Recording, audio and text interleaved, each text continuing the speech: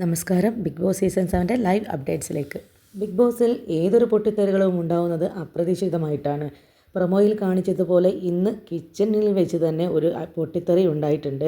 Kitchen ടീമിൻ്റെ അനുവാദമില്ലാതെ നിവിൻ മല്ലിയില എടുക്കാൻ ശ്രമിച്ചതാണ് കാര്യം. നിവിൻ്റെ കയ്യിൽ നിന്നും ഷാനവാസ് മല്ലിയില തിരിച്ചെടുക്കാൻ ശ്രമിക്കുമ്പോൾ ആക്സിഡൻ്റലി ഒരു പാത്രം, അതായത് കപ്പ് താഴെ വീണ് പൊട്ടുകയാണ് ചെയ്തത്.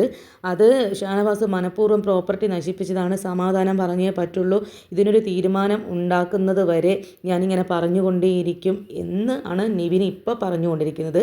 വലിയൊരു തർക്കം തന്നെ ഷാനവാസും നിവിനും തമ്മിൽ ഉണ്ടായിട്ടുണ്ട്.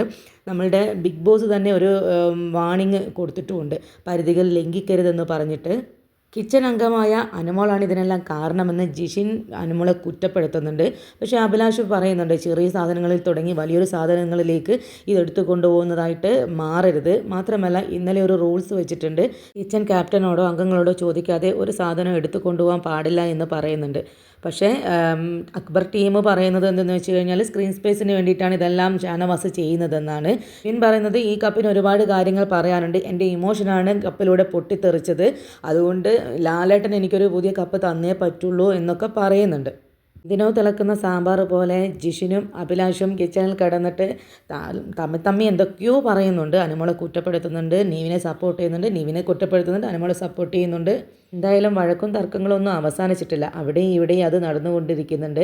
ഷാനവാസ് നിവിനെ ഒരു പാഠം പഠിപ്പിക്കുന്നു പറയുന്നുണ്ട്, നിവിന് കപ്പ് കിട്ടുന്നത് വരെ ഞാനിത് തുടർന്നു കൊണ്ടിരിക്കുന്നു പറയുന്നുണ്ട്. എന്തായാലും മറ്റൊരു വീഡിയോയുമായിട്ട് കാണാം.